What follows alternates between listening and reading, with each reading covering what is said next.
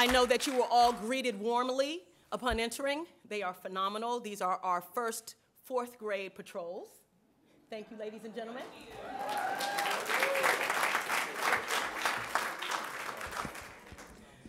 The beginning of any school year is an exciting time, filled with anticipation, hope, and excitement. Even the more so for us, as we have been at a holding school for 18 months. So to come back to this state-of-the-art facility is overwhelming, to say the least, and energizing. I'm glad to see that we have our linkages partners returning with us, and also the school-based health center, which completes the cycle of wraparound service. So now not only will our students receive academic, social, emotional, and physical service, if necessary. So I would like to thank those of you who helped to bring that to fruition. I would like to take this time to thank the Board of Education for approving this project. Those of you who knew it before, we had a wooden roof, and we made do. We would like to thank the Division of Construction, Keller Brothers CM, Maintenance, the Division of Materials Management, IT, and all of the individuals who helped us throughout this journey. Thank you so much. At this time, I would ask that Christopher Barkley, the president of the Montgomery County Board of Education, come forward to give remarks.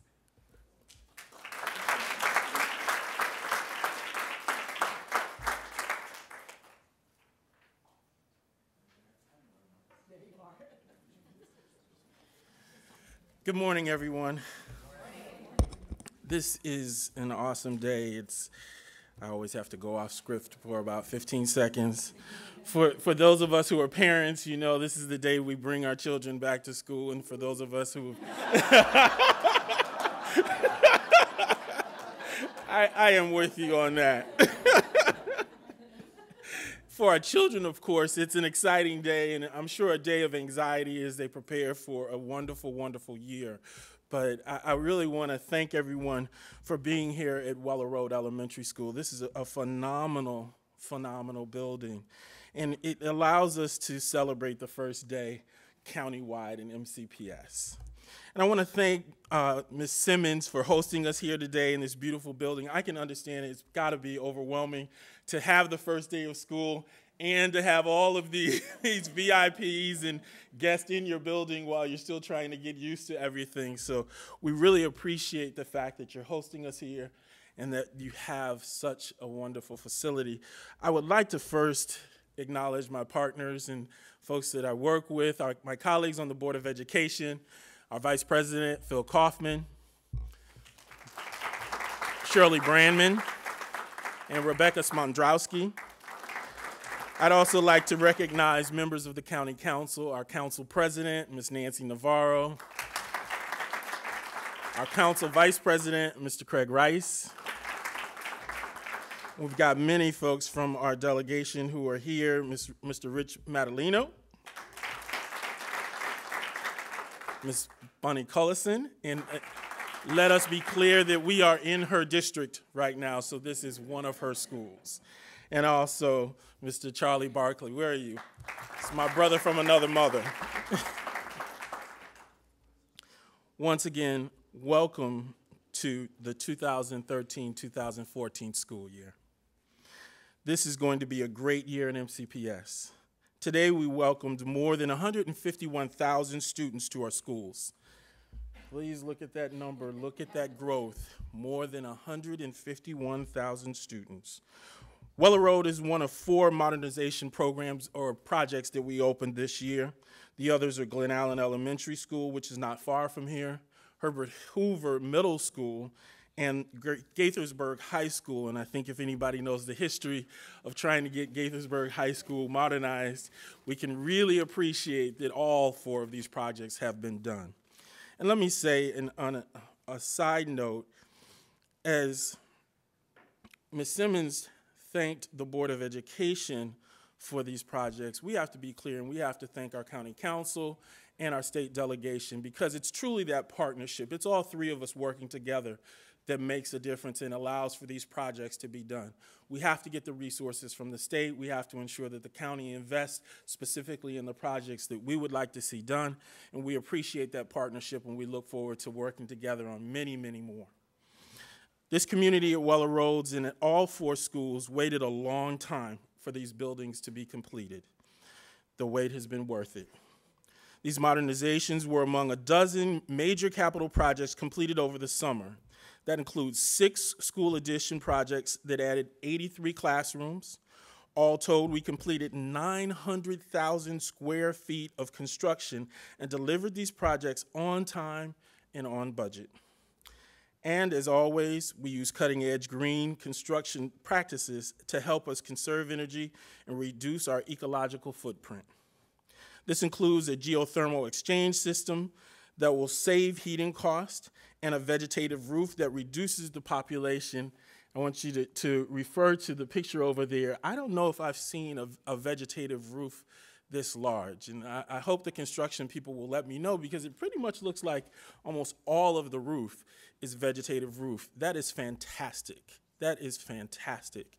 And I am so proud to be in a system that is willing to do this work. Fulfilling our core purpose also means meeting the needs of our students, whether it's providing balanced, nutritious meals to more than 60,000 students each day, or having a top-notch security team that keeps our students safe. It also means investing strategically in areas where we really need to focus. In this year's budget, we funded more than 120 elementary and secondary positions to serve an additional 2,300 students. We've also funded an additional 22 positions to meet the needs of our growing English language learners. And more than 100 positions we've increased to make sure that we have individualized services for our special education students. We've made targeted investments in areas where we are seeing the largest gaps in performance, especially in middle school and mathematics. These extra funds will also allow us to provide more individualized instructions to our students, including those who are struggling. We've also hired more school psychologists, counselors to support our students. We've added elementary music teachers. We've increased maintenance staff and much more. But truly fulfilling our core purpose is about more than what we spend our money on. It means we're committing ourselves to a set of values that are rooted in the success of our students. I know during his remarks, Dr. Starr is going to give you more about our new strategic planning framework. I know you're going to keep hearing about the strategic planning framework. The whole framework is really built upon 5 core values which define what it means to be a public school system: learning, engaging every student every day, and encouraging determination, focus, and hard work. And let's remember, in a school system, adult learning is just as important as student learning. Relationships, fostering a culture of collaboration, trust, and open communication. We must build relationships with our diverse community and understand the perspectives and experiences of others. Respect, valuing each individual's contribution and embracing the tenets of fair treatment, honesty, and integrity. We must realize that our diversity makes us stronger. I really want to say that again. We must understand that our diversity makes us stronger. And finally, or actually not finally, excellence. Making sure we have high standards for all students, that every one of them graduates ready for college and careers. And now finally, equity. Every student matters, and we must commit ourselves to creating a culture where student outcomes should not be predictable by race, ethnicity, socioeconomic status. MCPS has done great work in that regard, but there's much more to be done. These core values are at the heart of everything that we do at MCPS every day, and if we remain committed to them, I am sure that great things will happen for our students and for our community. On behalf of my colleagues on the Board of Education, and I'm going to say on behalf of parents, I want to thank you all for coming today and welcome you to the 2013-2014 school year. And now it is my honor to introduce our superintendent, Dr. Joshua Starr, who is starting his 3rd year in Montgomery County Public Schools.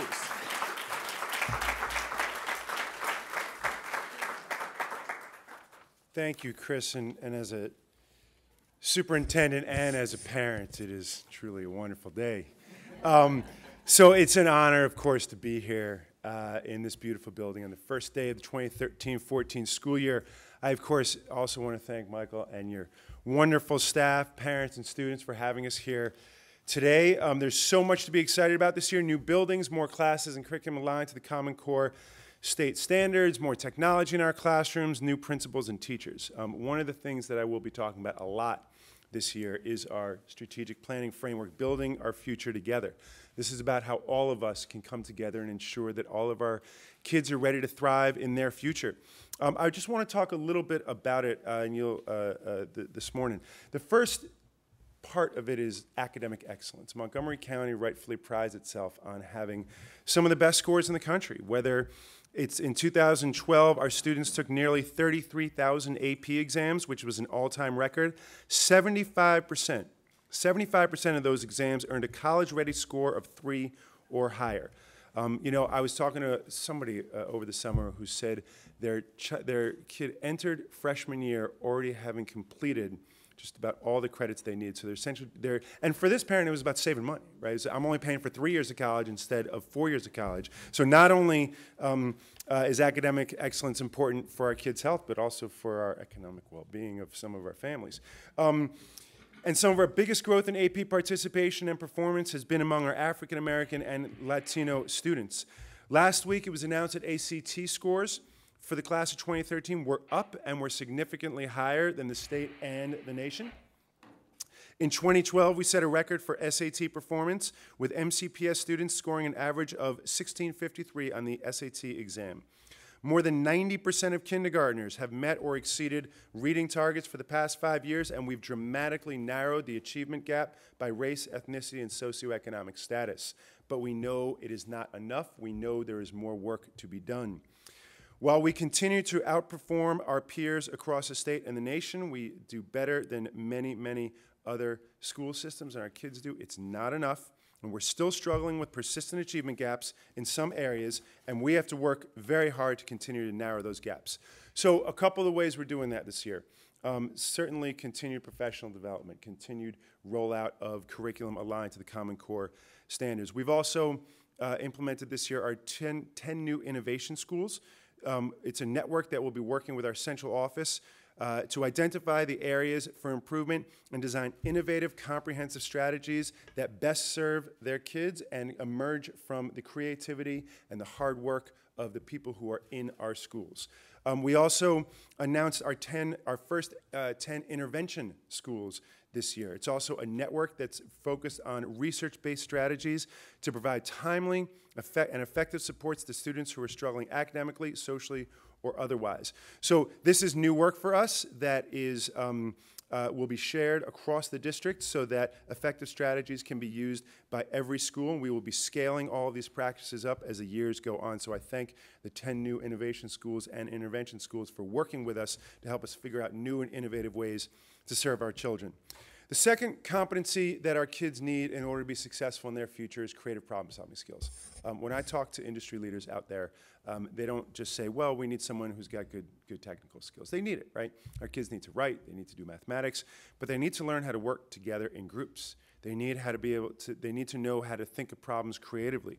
When I hire folks, I'm looking for people who can help me see what I'm not able to see, people who can come up with a creative solution to a problem. That's not always measured on a bubble-in test, right? It's measured by having kids, as we do in Curriculum 2.0, engage with each other, solving problems. Creative problem solving is a critical component of 21st century success. And Curriculum 2.0 is absolutely aligned to producing those kinds of qualities in our kids. And then finally, the third piece is social-emotional well-being and social-emotional learning. These are the kinds of skills that our students need to be successful in life. We want them to persevere. We want them to work hard. We want them to be able to take feedback. We want them to be able to learn well in groups with others and resolve conflict. We want them to be global citizens who respect and value diversity. And we are now measuring and we're encouraging the idea that our kids should leave us not only with the academic skills they need, but with a sense of hope for the future. If you think hope is some sort of esoteric and indefinable quality, you haven't met Mary Hawkins Jones. She was named last week the most hopeful teacher in America by Gallup, and if you ever see her teach, and you can see a clip of her on the website, you'll know why. She individualized instruction for every child. She makes sure they knew the value of hard work and big dreams. Just a quick story about Mary. In the 1990s, she had a shy girl in her class. I'm the kind of kid who didn't speak much, who was an English language learner, and tried to disappear into the background. But Miss Hawkins Jones would not accept that from this girl, and she brought that student out. She inspired her. So that girl, Christina, went on to become a teacher, and a very good one. In fact, Christina Ulrich is the current MCPS Teacher of the Year, and she directly attributes her success with her kids to her experience in Mary Hawkins Jones' class 20 years ago. It's this fabulous idea that hope travels, and we want our kids to succeed academically, but we also want them to feel great about who they are. As I dropped off my kindergartner at the bus stop this morning, and we brought my 6th grader to school this year as well, I keep thinking, yes, they've got to do well in school, but I want them to leave MCPS with a sense of just confidence about who they are and ability to thrive in the future. And of course, in our school system, the foundation of our work is organizational effectiveness. We could not do the work of dreaming about the future and designing for the future if we did not have the organizational effectiveness that we have. This is about efficient and effective operations and making sure our staff and our students have what they need to be successful. I started my day today at the Bethesda Bus Depot, thanking our transportation team for their outstanding work. It's a great example of our organizational effectiveness. We transport more than 100,000 students every day on nearly 1,300 buses. Our buses log enough miles every day to wrap around the equator 4 times, right? 4 times. Todd Watkins and his team do an incredible job every day to make sure our students get to school and get home safely and securely.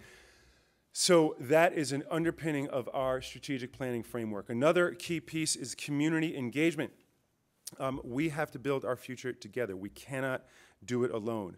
Providing our students with the knowledge, skills, and opportunities they need in the 21st century take partnership and collaboration at all levels that we have not seen before. One of the great examples is right here in Weller Road Elementary. We have a school-based health center. It's a place where students and families can receive physical and mental health care services right in their community, in their school. Our partnerships with the Department of Health and Human Services under the leadership of Uma Ahluwalia, and of course supported very much so by our county executive and by our county council, enable us to do this kind of work. We have linkages to learning here. It all falls under that umbrella. We have that in 28 MCPS schools, which takes a holistic approach to prevention and service by providing health and counseling services, assistance with food, utility and housing problems, parental education classes, and so much more. Another example of our collaboration is the new Achieving Collegiate Excellence and Success, or ACES program. This is a partnership between MCPS, Montgomery College, and the University of Shady Grove, and it kicks off this year in 10 of our high schools. Dr. Older Tillman of DHHS, I'm sorry, I should have recognized Dr. Tillman earlier, who is such a big supporter of linkages, but now I want to talk about ACES. So starting in 9th grade, we're working together with Montgomery College to provide comprehensive intervention and support to help keep students on track towards graduation. Montgomery College is putting coaches in our schools to assist with this work, and these supports will continue in Montgomery College and then at the University of Shady Grove. We hope this will not only increase college enrollment, but college completion, especially among African American, Hispanic, and economically disadvantaged students, and particularly kids who will be first-generation college goers. I want to recognize a few people who have been so supportive of that work. First is Mr. Jerry Pasternak, Vice President for PEPCO in Maryland. Ms. Kim Watson, Vice President for Corporate Philanthropy and Partnership at PEPCO. PEPCO stepped up and donated $25,000 for the ACES Scholarship Fund, helping make dreams come true for our students. Tom, Jerry, Kim, on behalf of our students, I know actually Tom wasn't able to be here today, but Jerry and Kim, thank you so much for being here. And thank you for your support. This summer, we launched an initiative called MCPS Give Back Backpacks, which sought to raise money so we could purchase backpacks filled with school supplies for students. Once again, our community answered the call. Last year, we distributed about 8,000 backpacks, a little more. This year, through our new effort and collaboration with community partners, we had more than 13,300 backpacks filled with school supplies to students in need. So I want to thank Tim Warner, Denise Stoltz, and our Office of Community Engagement and Partnerships for their outstanding work to make that happen. We received donations from hundreds of people and many organizations and business. I want to recognize our top sponsors, including Capital One, which gave $13,000. Jeff Hurl was here before. I saw him earlier from Capital One, right over there. Thank you, Jeff. $13,000. Wegmans, $10,000, and Kits for Kids, $7,000. Fabulous stuff. But the donations came from all over, right? Earlier this month, an envelope arrived at our offices. Inside was a $10 bill from Brent, a second-grade student at Darnestown Elementary. I think, is Brent's mom Jessica here? Right there, right? So, right, he collects money and at Tufif. Oh, I'm sorry, I had it wrong. Tufif. So he wrote in here, please buy a backpack with that $10, right? Awesome, so thank you and thank Brent. I know he couldn't be here because he was in school, of course. But please, Jessica, thank Brent for me. It's really outstanding. I also want to make sure we just recognize a couple of our folks who are such key partners with us. We have Deb Muggy from our Principals and Supervisors Union, and we have Doug Prouty from our Educators Association. I don't know that Merle is here, but the SEIU is also a great partner. Thank you, guys. We could not do this work. We could not be building our future together if it were not for the work of all of our partners. One of our strongest partners, of course, in education is the Montgomery County Council. Yes, we partner on the budget, but it's a lot more than that. We partner on funding and supporting initiatives such as Linkages to Learning and Excel Beyond the Bell that make a real difference in our students' lives. So it is my pleasure to introduce one of the strongest partners and advocates we have for education in Montgomery County, President of Montgomery County Council, Ms. Nancy Navarro.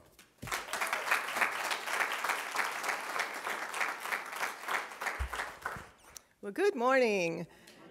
It is so amazing to be here with you this morning. I'm sitting there listening to all these remarks, and really, truly, what I'm realizing is that, of course, to educate a child, yes, of course it does take a village. I mean, as you're hearing all the things that take place, all the partnerships, all the efforts, it's just really wonderful, and I feel really, really honored and proud to serve and also live, and also just sent a child to her first day of school this morning. Of course, she's a junior in high school. I'll be missing that in a couple of years, but it's been really wonderful. So first, of course, I want to, thank the Board of Education, my former colleagues, and some that I didn't serve with, but, truly amazing people, the superintendent of schools, my partner, Council Vice President Rice, who also serves with me in the HHS committee, but is also a member of the Education Committee on the Council. And so he is a steadfast supporter and advocate for our children.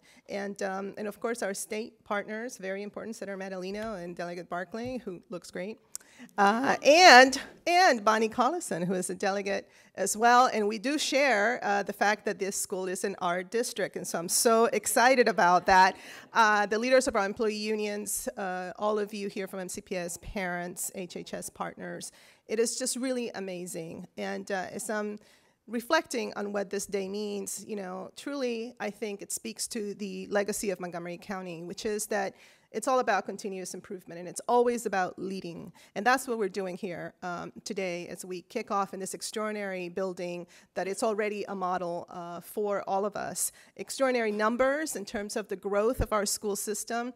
But I think that this particular school is an example of what we talk about every single day when it comes to educational excellence. And every time we talk about the academic achievement gap, very interesting. I overheard two teachers, middle school teachers this weekend, talking about the first day of school coming up. And of course, I had to interject and say, excuse me, but what makes a school a great school? And they talked about the collaboration, and they talked about how important everything is. And then they said something really interesting. They said, and also providing nutritious meals for our students. Some of our most of their middle school students, one of them said, that's the only meal they get during the day. And it was just really startling to me. And that's why these types of partnerships like Linkages to Learning, the wellness centers, are so critical. And what we're trying to do here is to find that formula. We are trying to figure out what is it that will turn that needle. And I believe that we can do this in Montgomery County. We have the right leadership. You know, Superintendent Starr, you know, he is willing to listen. He has been so willing to try different things. And I think that this is an amazing moment in time. It's a moment of urgency in many respects, because now we're seeing the numbers. We understand the resources have been more limited. And we know that across this country, everybody's trying to figure out how can we best educate all of our students at very high levels, because we need that workforce for the future. So I think that every school year, every beginning, right? It's that opportunity to try it, to see what we can do. I am fully committed to continue to work on behalf of my colleagues in the council. I want to tell you that we're all there together, and I think that we can do this. I think this year is going to be extraordinary, so I salute the parents, the students, the staff, from teachers, administrative staff, support personnel, for their commitment to every single day work so hard to educate our children. And I will also say that for some of those teachers who are taking the yoga class with me, that they should continue to take the yoga class with me, because they say it keeps them very centered, and I can attest to that. But please know that we're all there to support, and have a great year. Thank you so much.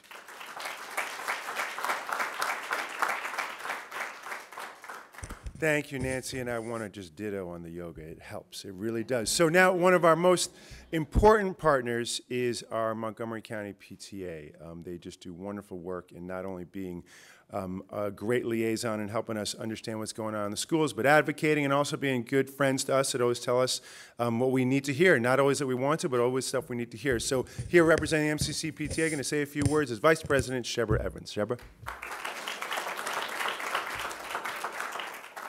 Hello. Henry Ford said, "Coming together is a beginning, staying together is progress, and working together is success."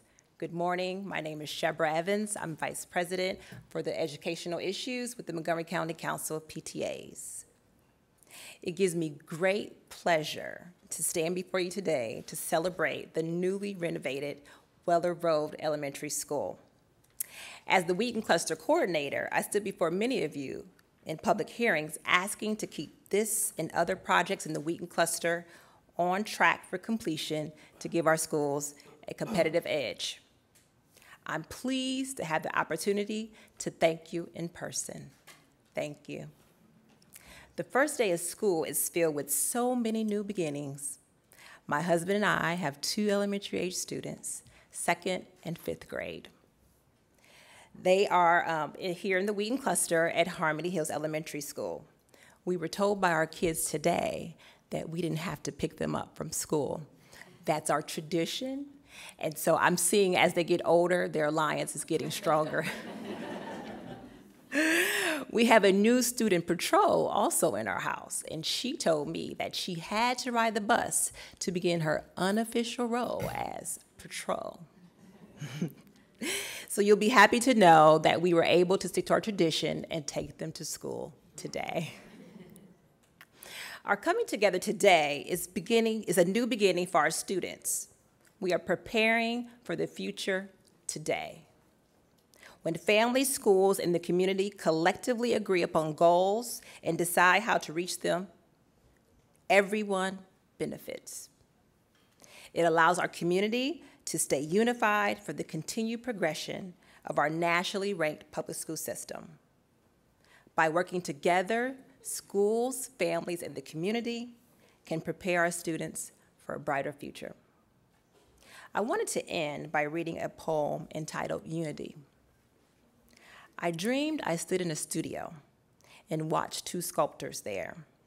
The clay they used were a young child's mind, and they fashioned it with care. One was a teacher. The tools she used were books, music, and art.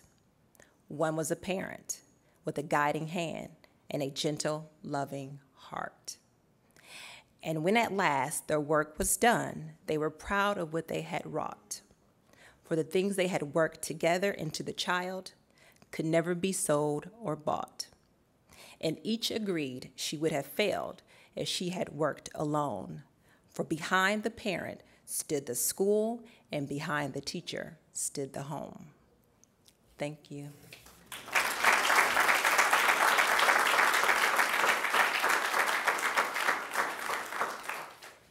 Once again, I'd like to thank you all for coming. This concludes our press event for today, but now we are going to tour the building. So I would just give a little bit of direction. If those of you who are interested in seeing the green roof, either through windows or actually walking up to the field that is on the roof, we're going to all go in the same direction. You'll have an opportunity to see the school-based health center, as well as a few of our classrooms and students already busy at work. So if you would come this way, if you have a preference like I usually do for intermediate, having been a former 6th grade teacher, that tour will go school-based health center to the elevators upstairs, and then the rest will be primary and they'll come with us. So once again, thank you and welcome to Weller Road. Have a nice afternoon.